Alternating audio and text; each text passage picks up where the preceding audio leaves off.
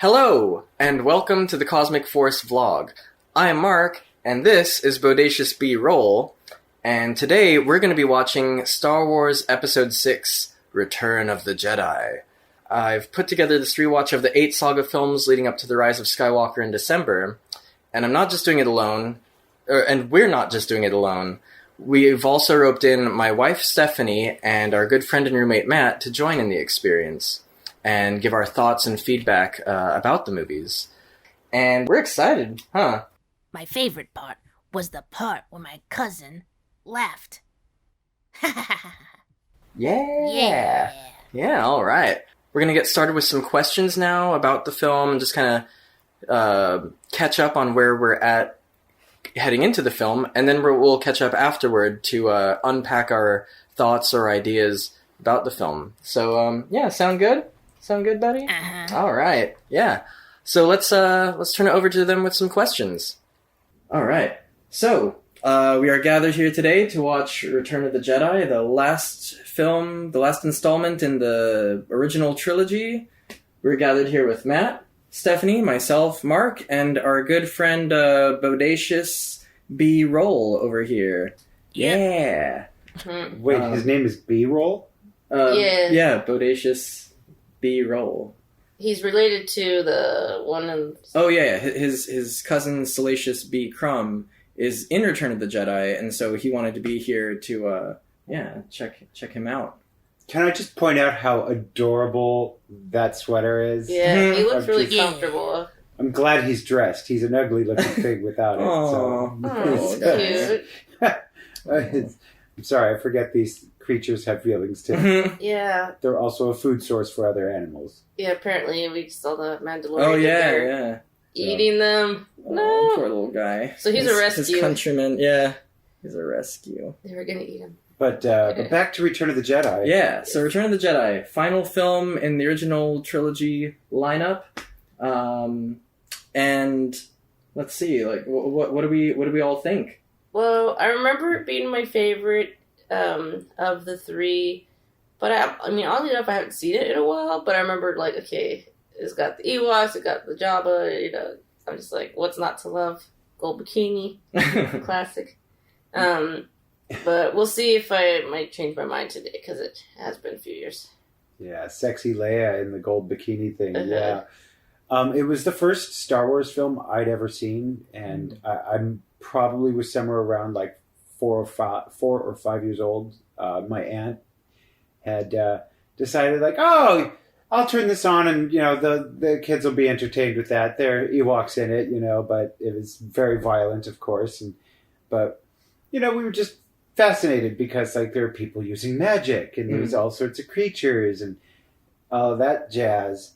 But it is a really good film, actually, in the as it goes for Star Wars films. It's a great battle between Luke and Darth Vader at the end. Darth Vader kills the Emperor. Mm-hmm. Spoilers. Yeah, You shouldn't be watching this if you haven't seen the movie anyway, but... Yeah. But, like, we see Force lightning in it, although it's not the first time we see it if you've seen the films chronologically, but if you started with the original trilogy like we have, it's the first time you witness such great power. Palpatine shoot it, and you're like, whoa, what's that? I didn't know people could do that. Yeah. And we'll see the Darth Vader without the helmet. Oh, yeah. Oh, yeah. Luke with a green lightsaber, which was originally blue, if you guys knew. Yep. Does He it? constructs a new lightsaber after he lost his last one on Bespin. Yeah, but originally the blade in Return of the Jedi was blue. Oh. Even in, like, the promotional stuff you can see on the screenplay and on the poster. Why did they change it to green? Yeah. Because it was confusing. Because people were like, wait a minute, didn't he lose his lightsaber in the last movie? People who didn't remember what the actual hilt looked like. So Smart. Yeah. There's a whole video you can find on YouTube that explains kind of how they did it. They even have, like, a transcription of the conversation between George Lucas. I don't think Gary Kurtz. Anyway, this whole behind the scenes thing. But yeah, it's funny that it was originally blue. I think like one thing I remember being like shocking was you do see Darth Vader without the helmet, but then you're like, man, that's like that voice came from that. Yeah. You know, I was like, that I doesn't pictured match somebody who up. looked different. Yeah. Somebody, Yeah. What's that David Prowse that we see when they do in that makeup, or was it David Mayhew? No, that's Chewbacca. Peter Mayhew is Peter Chewbacca. Mayhew, yeah. The actor, I can't remember his name, but it's a different actor playing Vader. And David Prowse was not, like, on set, I guess, when they did that, because he was like, why didn't I would have, you could use my face, like, I've been in here this whole time. Oh, that's messed up. It is messed up. It Poor is. David Prowse. Yeah. He really got short end of the stick. Was he actually upset, or you're just guessing? No, I think he was upset. I think I'd heard. He was upset about a few things on like, behind the scenes of the Star Wars movies. Well, like not using his voice. Not as using Darth his Vader, voice, yeah. He had a heavy lisp because, and he was gay, but he was a bit flamboyant when he spoke, from what I'd heard. Like what I'd heard, like I remember you saying that, but I heard something recently. Like I was watching Empire of Dreams, the documentary, and I was like, he just sounds like a British bloke. Just like like James Earl Jones is like, yeah. I mean, I guess I didn't hear the original voice, so I can't say, but like the voice is very iconic. So like they did make the better decision, I assume. But they should have had James Earl Jones just like unmodified voice, like unmasked Vader, but maybe that would have killed it too. Yeah, because maybe it's like, the mask breathing mechanism makes his voice change. He should have taken off the mask, looked all pasty and mutilated and everything, but still kept Hayden Christensen's voice, just like, tell your sister you were right. You know, like, but you'll die if I take it off. I'll die anyway. I just want to see you with my own eyes. You know, it wouldn't have. You did not. It's not exactly how he sounds, but I get your point. Like, yeah. To backtrack on that a little bit, though, speaking about sister, there is a question I do have with regards to this movie. Is it my obsession? No, because that I don't think could ever be fully explained. It's a cosmic mystery, much like Myrtle's hair in American Horror Story. It's about Leia. She expresses a memory of her mother in this film. But to which point we have to remember that she never saw her mother Padme. Mm-hmm. So is she referring to her mother on Alderaan, her adopted mother? No, she grew up knowing Brea, her adopted mother. So then that's something that was kind of... Yeah, it's a point of contention online. They say that that's like one of the greatest continuity errors or oversights. Yeah, that's a pretty big one. I don't know. Yeah, well, so what Leia tells Luke on Endor when he's like, "What do you remember of your mother?" And she's like, "Oh, I remember she was very beautiful and very sad." But it's like she died like 5 seconds after you were born. You know? No, but how come? She's not talking about, like, the adopted mom, then? Yeah, she's not talking about Brea. No, but how do you know she's not talking about... because he specifies in the question. He's like, what do you remember about your birth mother? Oh, birth mother. Yeah. Okay, sorry. And she grew up with Brea, the adopted mother, so she would have had a lot more memories other than just being beautiful and sad. Yeah. So yeah, that's a big continuity error right there. Mm-hmm. And it's funny, too, because it's like they had the opportunity... She could have just been like, I'll call this one Luke, and this one Leia. Okay, here, you can take her now, Doctor. Yeah, let her at least hold the baby, and just let her be more suck like in that impression, memory, instead of just like an actual like tactile memory. Yeah, but then again, I mean, how many movies are really trying to do this ambitious thing that Star Wars is doing, where it's like, we'll make part 4, 5, and 6, and then like, I don't know, let's come back 20 years later and fill in some of the missing questions, you know? I remember thinking, like, oh, they're twins, but then how come Leia doesn't have all the cool powers, too? And then everyone's like, well, you know, in this latest movie, she uses the Force, you know, to, like, get out of space. Uh-huh. But, like, that's not enough for me. She should have had powers way beforehand. I love how she's sassy, and, you know, she's tough, and we love that. But, like, oh, the guys get all the cool, fun powers. Super annoying. It does feel sexist, but I do believe there is a rationale behind it. You know, Luke didn't really have any form of Force powers until he became aware of the Force, per se, you know? And that didn't happen until he met up with Obi-Wan on Tatooine in his adulthood, or late teenage years. And I believe it would be the same thing for pretty much anybody, unless they're like super strong, where they might lose control and something happen. But I think because at the time Leia has never really been introduced to the Force, she can't really Well, she knows about Luke being a Jedi and stuff, but she doesn't understand it. I mean, and I think. Well, how do you know that she didn't ask him questions? They hang out a lot. But in the same scene where Luke is asking about her birth mother, she has an exchange where she says something like, "You have powers I could never understand." Mm-hmm. 'Cause she doesn't know what the Force is, and she doesn't have an understanding of it. And I think that if she did, she might actually be able to tap into that. Yes, but they still should have read it so she does have an understanding. And, I think once you, learn that, somebody can move something with their mind, you're going to try it once. You know what I mean? There's no way she heard that story of Luke in the cave with the Wampa going, you moved it with your mind? Yeah, she was at home in her PJs, just like, I'm going to try to get that glass, Yeah. That wasn't that moment? It's like that TV remote. It's already in my hand. Yeah. Oh, that's great. So while we're talking about Leia, two things. One, it was Leia who Yoda actually wanted to train when he was communicating with Obi-Wan through the Force. It's from the book From a Certain Point of View, a collection of short stories, set during the time of A New Hope. But yeah, one of them has Yoda communicating with Obi-Wan saying oh yeah, like Anakin's daughter, I really want to train her. And Obi-Wan's like, ooh, actually, I was thinking the boy. And he's like, the boy? The farm boy kid? No, I want to train the politician one. She'll be, ooh, the Force is going to like her, but it played out differently, of course. Wow. And then she's used a lightsaber in the comics. She, Han, they all fought against Gracchus. Does she use the Force more in the comics? She better have. She doesn't, but so there was a rumor that hit the internet maybe a week ago saying that had Carrie lived in Colin Trevorrow's script for episode 9, she was going to use the Force and use a lightsaber and be a full-fledged Jedi and everything. And there are camps on both sides saying, oh, that would have been so awesome.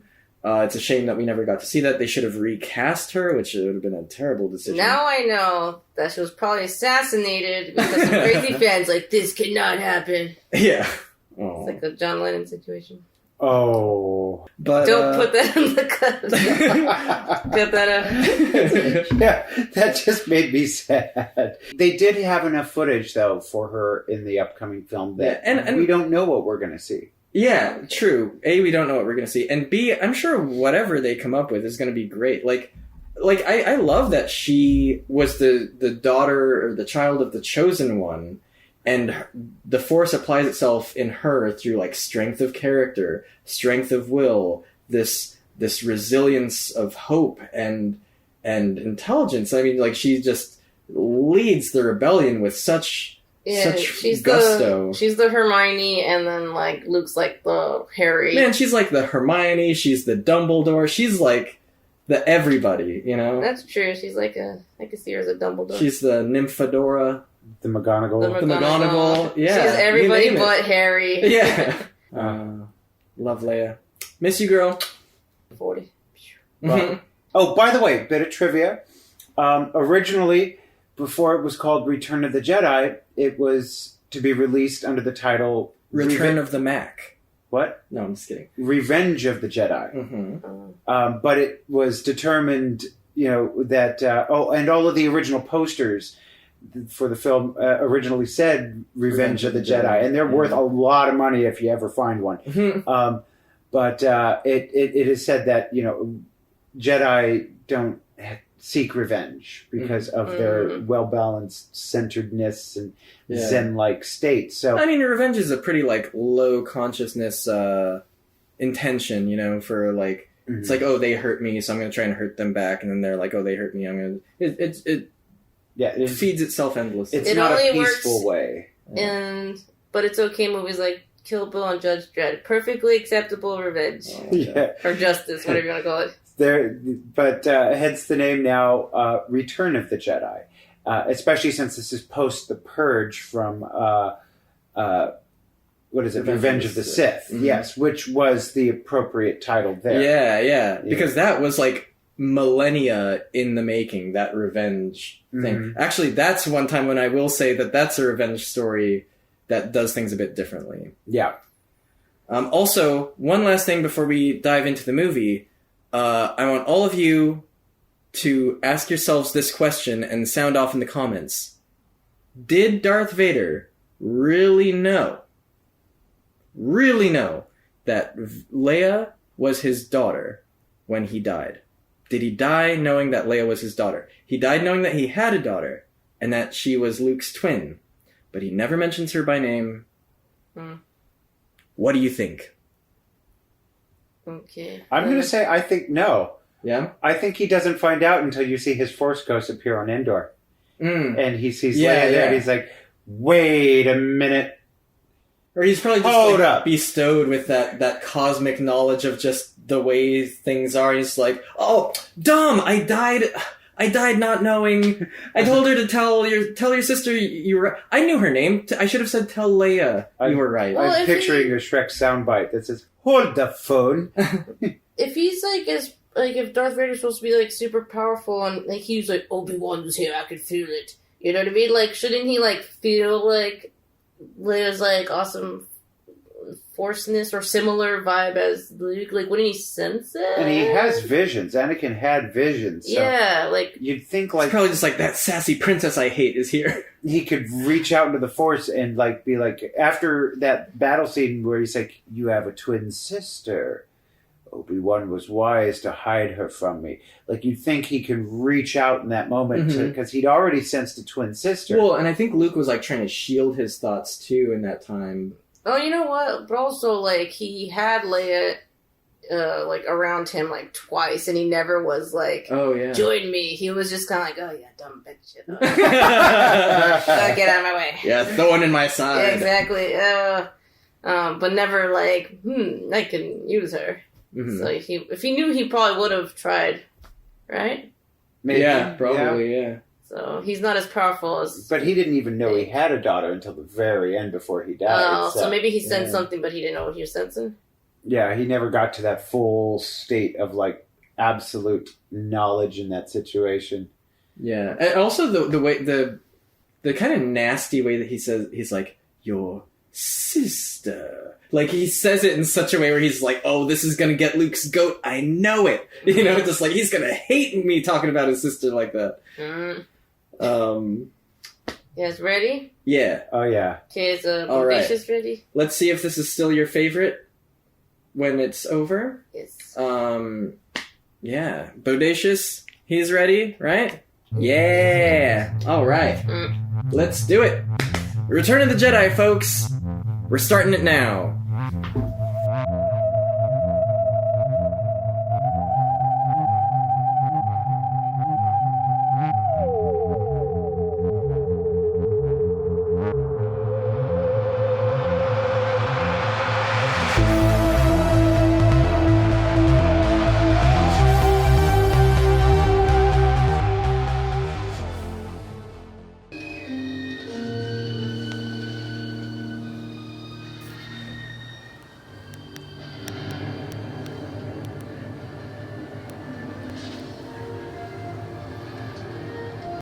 So here we are. We got to stop watching these movies so late because we keep passing out. During me keeps passing out. Well, he keeps passing out. Long days. He was up for a long time yesterday. So we finished the movie this morning, and still very good. Still a good Star Wars movie, Return of the Jedi. Well, we finished it last night. But Yeah, we I finished it this morning. Yeah, and I watched part of it with him. But yeah. So it seems like we've all kind of come away with a few new thoughts about it, right? Yeah, it just, for me, confirms that it's still my favorite. Like, Stefan SNL, so just like, this movie has everything. Like, for me it does. It's just like, all the coolest parts of Star Wars is like, in there. Yeah. Can I just ask something? Uh-huh. What possessed Peter Mayhew and Lucas to add that Tarzan yell that Chewie does in the Battle of Endor? Oh, when he swings? When he's swinging from that vine to get into that at. Yeah. I mean, he does that. It's like this. I'm just like, I completely forgot about that. But I'm just like, really? Wow. Why? Apparently they've seen Tarzan too. I mean, yeah, I guess it does seem like a weird gag, just like, hey, let's give Chewie a Tarzan yell. He's swinging from something. That's something you do when you swing from a vine. Yeah, like that's the instinct for all creatures, is to yell like that, to warn people. It's like, when you're cutting down a tree and you yell, wait, no, that's golf. Yeah, timber. Yeah. I mean, still.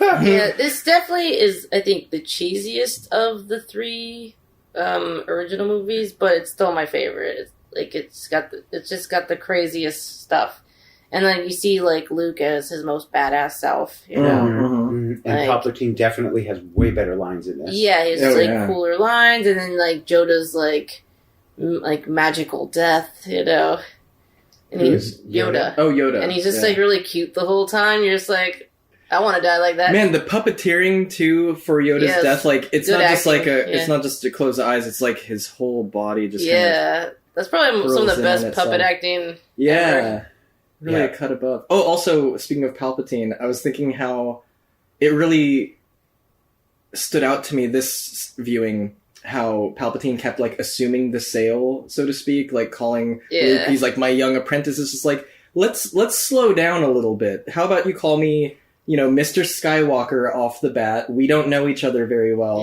It was like 20 minutes of like, you're drawn to the dark side. He's like, no. He's like, no, I'm not. No, I'm not. Yes, you He's are. like, yes, you I are. can see Every it. moment He's you're like, becoming more my slave. And he's just like, nah, like, I'm not feeling it. Yeah, you're old. You're wrong. You got bad teeth. He's like, you look like your breath smells. Feel the hate swelling in you, and he's just like, you're not getting it. You're just not getting it. It's like, I'm good. If anything, you can maybe turn on the heat a little bit in here. It's a little chilly.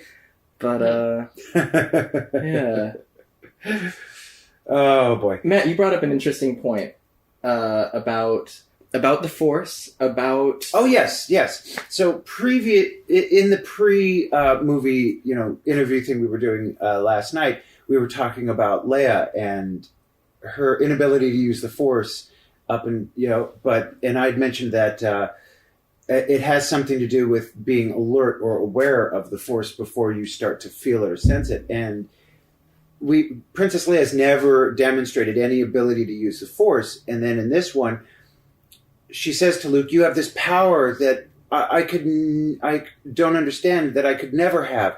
And he says, the Force is strong with my sister, or my sister has it, and in time you will learn to use it too.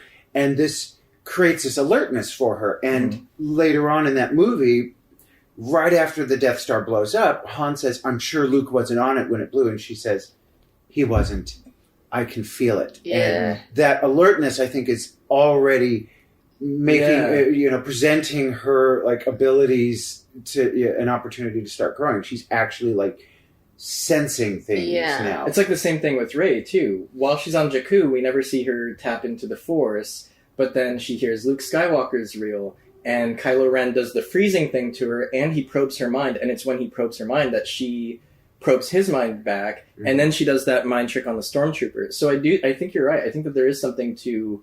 You have to first be aware of it. And it's like, people like Han Solo, he's aware of it, he's heard of it, but he doesn't believe in it, for the longest time. So maybe it's kind of like ghosts, how people who believe in ghosts are more likely to have ghostly experiences. And I think like Han Solo, although he's aware of it and believes in it now, because he's had so many demonstrations, I think he's an exception to this, where he's just so set in his ways that he doesn't even rely on it. He's kind of like, I don't need it, Yeah. Well, yeah. I think just most people aren't force sensitive. Mhm. I And think the that's majority is not. Yeah. I think there relies more on just being alert to it. There, you have to also be sensitive to it. And Leia is sensitive to it, but she wasn't really aware of it. She kind of knew it was a thing, but didn't understand it, so wasn't going to try to understand it. But now that she's realizing she has a real connection to it,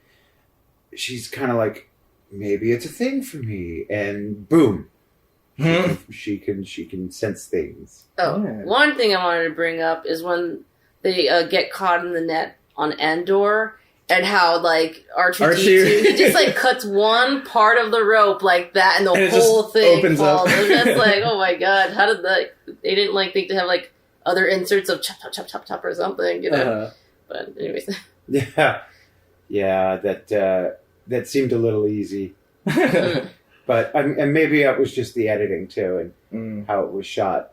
You know, not to waste too much time on R2 sawing through the net. yeah, or just like I don't know, some indication that it wasn't just that one thing. But Mhm. With Vader thinking, or with Vader's knowledge of Leia being Luke's twin, what do you guys think? Any changes after viewing it, or? I don't think he knew that it was Leia. Yeah, I don't think he knew. I think he would have said her name if he did know. Yeah. He refers to her, I think, like 3 times by your sister. Yeah. Mhm. Or your sister, perhaps she will, and then tell your sister you were right. Yeah, twin sister, Uh-huh. or something like that. But that line, though, tell your sister you were right about me. So there's something in that line that needs to be unpacked. It's a very vague line, but he knows that Luke had a conversation with his sister about there being good with him. And Luke didn't have that conversation with him where he was like, so I was telling my sister about you, you know. It's like that conversation never occurred. So there's an awareness there somewhere, and I'm not completely certain that he knows his sister was Leia, but I'm also thinking there might be a possibility in there. I think he's just referring, because throughout that whole Emperor and Vader Luke conversations, like he says multiple times that there's good in you. Yeah. You know, he tells Vader, there's good in you.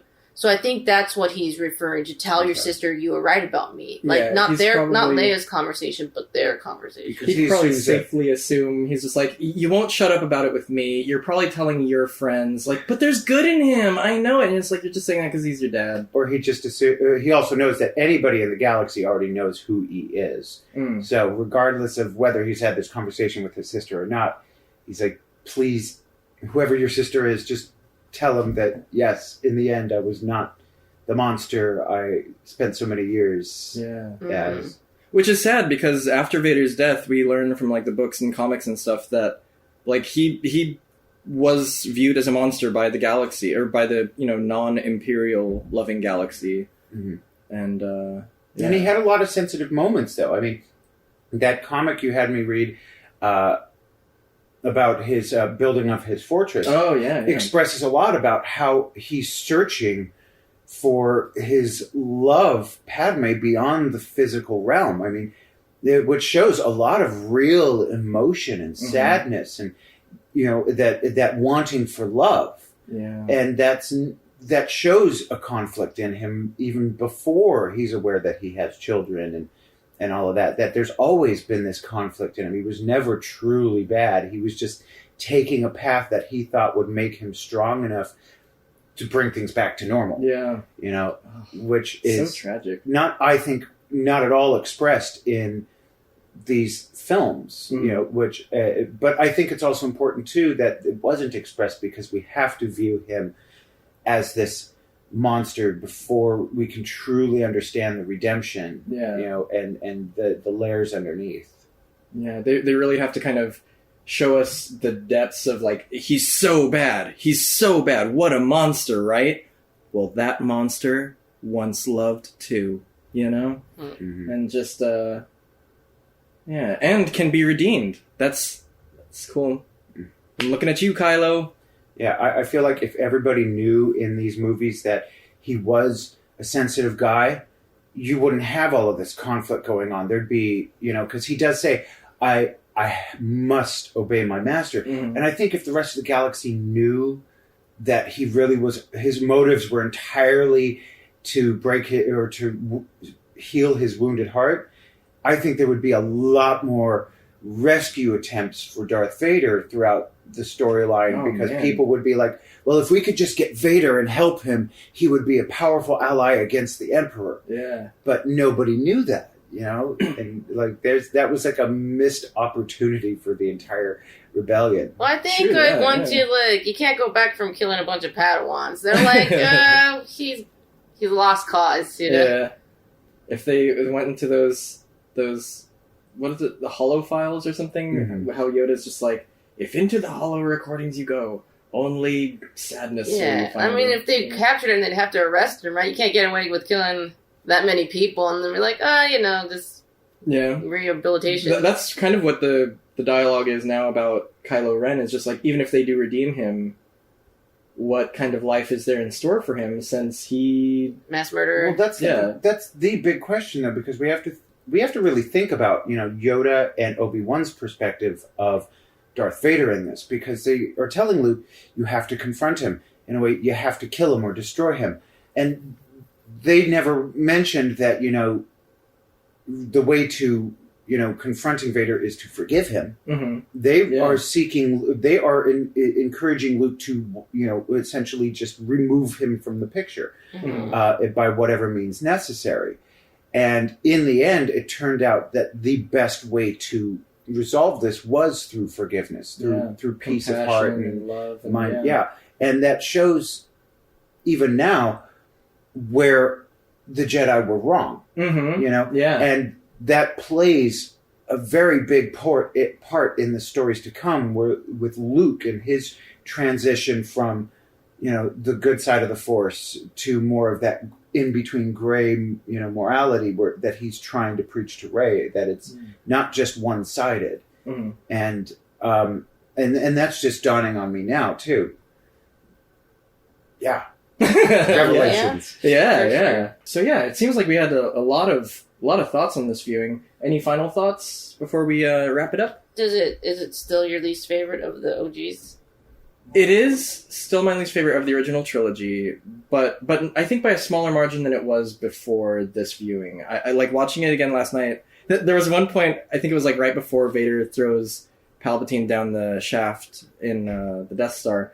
She was just like, oh, there's no question anymore. Watching this again right now, this is definitely my favorite. And I was like, oh, really? I was like, I can kind of see that. I like this a lot more. I think the pacing is really good throughout. Yeah, it's really good pacing. I was thinking that too. It's just kind of musical the way it Yeah, and it just it has a nice energy to it. Happens. Yeah, so much a lot happens. Yeah, it's very action packed. A normal movie would have probably spent like half of it in Jabba's palace, and then something afterwards that sort of transitions to, we're preparing for an epic battle, on the moon of Endor, and then the next movie is the Battle of Endor, and we're not even we don't even meet a lot of characters or any. The Emperor is the only real new character we meet, right? Maybe the Emperor and the Wicket, Ewoks, Wicket the Ewok, but that's it. It's not about building up,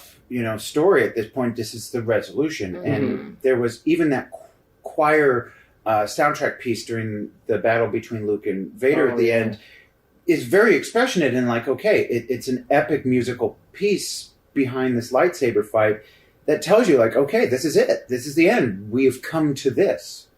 And I think that was a big part about this. So this storyline ends with the fall of the Empire, and the end of, two Sith, and the ones that we believe are the only Sith. Mm-hmm.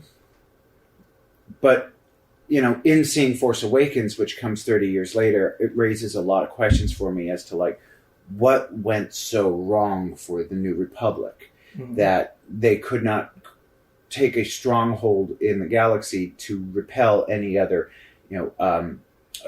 dark forces like the First Order that comes along. Yeah. And I understand that's expressed in a book on the in-between. Star Wars Bloodline by Claudia Gray. Check it out. But that's a pretty big thing to not do as a movie. And I hope that some point down the line we get an in-between movie from... I mean, we're getting The Mandalorian. Well, true, yes. But I hope there's more that focuses a bit more on the New Republic and how it failed.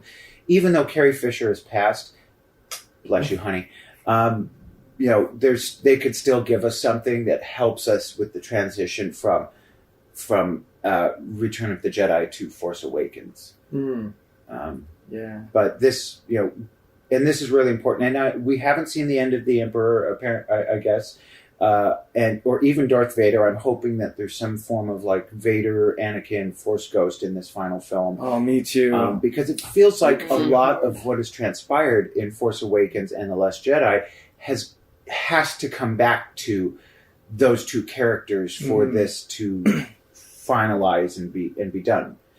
So I'm really curious about this and how it's going to go. Me too. Like, yeah. And I'll be watching for hints in the next one, The Force Awakens. Yeah! Seen it a few times already, but I am going to be very alert for the small things that help lead to what's going to happen in this final film of the saga. Yeah, I'm looking forward to it. My Force Awakens is my third favorite film in the saga. Yeah, and I love it. I love that movie. So there you go, folks. Return of the Jedi. You've heard our thoughts, and please leave your thoughts or comments in the comment section below. We'd love to know what you guys think. How does it stack up for you? I know a lot of people who Return of the Jedi was their first and favorite Star Wars, so... People like me who think Return of the Jedi is the superior of the three. But I wanted to make a point that I was not able to earlier. And that's if you rewatch the movie, watch out for Han's interaction with the Ewoks. It's a lot of pleasantries that are very underrated that nobody talks about. There's like the one cuddling up on his leg. Yeah. And he's just like, Anyway, so those are some of our thoughts on The Return of the Jedi. And, tune in next week when we watch The Force Awakens. And, until then, you want to take it home, buddy? You want to say goodbye to the good people at home? Yeah? Alright. Until next time. Good journey, and may the Force be with you.